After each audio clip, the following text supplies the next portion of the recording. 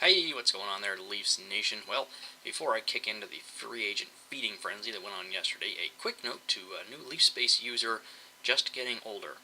Dude, you are the weakest troll I have seen in a long time. And I go to fark.com just about every day. Okay, on to the free agents.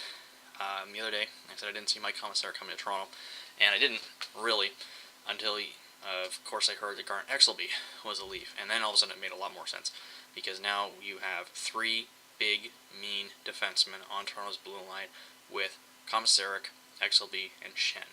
You think these guys aren't going to cut back on the number of shots? Listen, Exelby and Komisarek combined had over 350 blocked shots last year. Yeah. Combine that with Luke Schenn, about 100 or so block shots.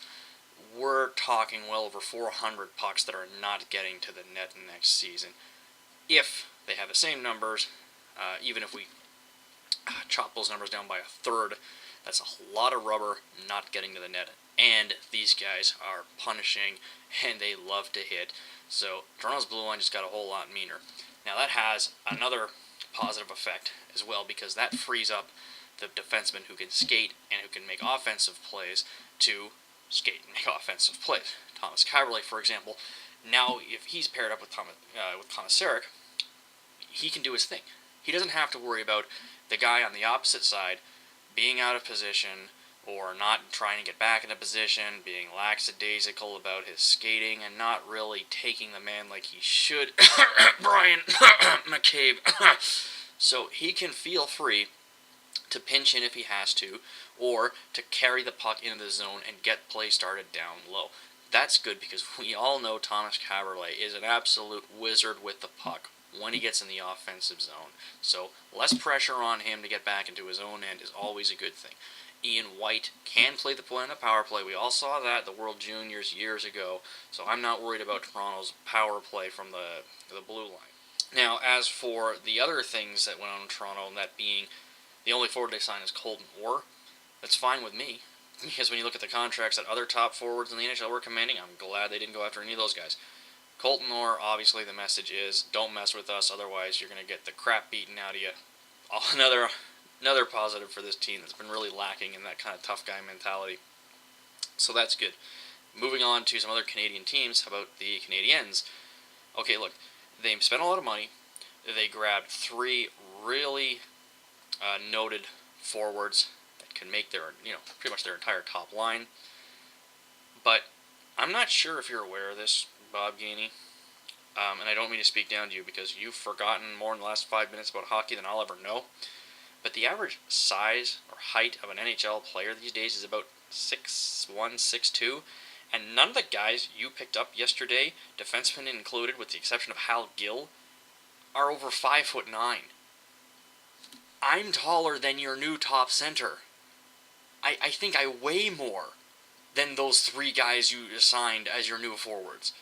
Look, they're skilled. They're going to put the puck in the net. They're probably going to account for 120 goals for all I know.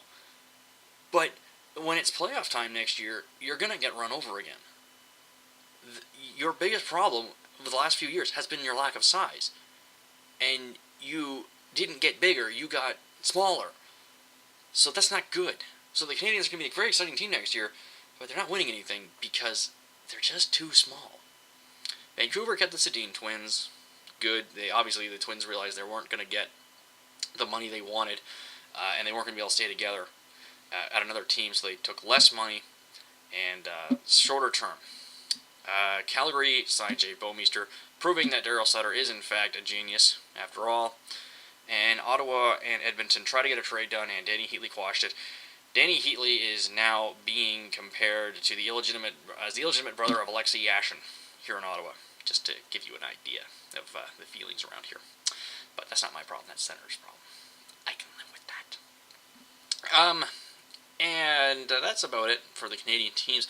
As for what happened in the rest of the NHL, it's amazing how 24 hours can really change your opinion of a person, because Tuesday I thought Glenn Sather was, getting smarter and becoming a better GM, and then Wednesday rolled around and I realized he's still a moron, because he got rid of Gomez in a great salary dump, and then instead of going after a better forward like a Giunta or a Camilleri, he signed Marian Gaborik. Yeah. No. Just how many surgeries has this guy had? And he hasn't even been 10 years in the NHL. He's already had at least 2 major surgeries that I know of. That's not good. The Wild, of course, countered the loss of an extremely talented but injury-prone forward by signing another extremely talented but injury-prone forward in Martin Havlat. Okay. Have fun with that, Wild. And then Chicago. Yeah.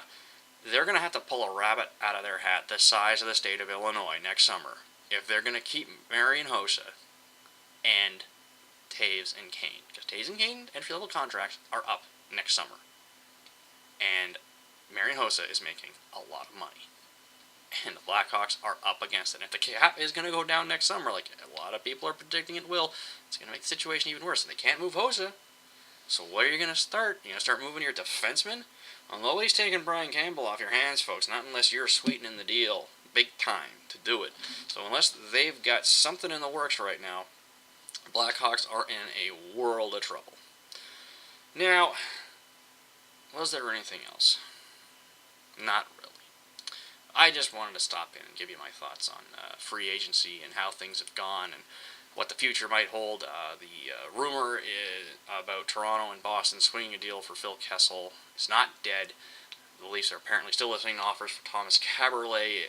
If the offer's good, he's probably gone as well. Shame, but I guess if the deal is good enough, then what can you say? Mikhail Grabovski signs for 3 years. Always good. Not a top-line center, but a good second-line center. He's going to get top-line center minutes because we don't have one right now, but that's okay with me. And Atlanta Thrashers signed Nick Andropov for 4 years, $16 million. And Nick Andropov is not a $4 million player, folks. But hey, this is the same franchise that I thought Bobby Holik still had some legs left in him. So, no surprise, Don Waddell, somehow you still have a job. Anyways, just my random thoughts. I'll stop in later, probably next week sometime. See the rest of free agency's gone, see if we got any new trades happening. And just to pop in and say hello, how you doing? And try to keep everybody's spirits up over the long dog days of summer. It's probably going to be another long year for Leafs Nation next season. Even with the remake, it's going to be difficult to make the postseason. But at least we know that the Air Canada Centre is not going to be a cakewalk like it was last year. So, until next time.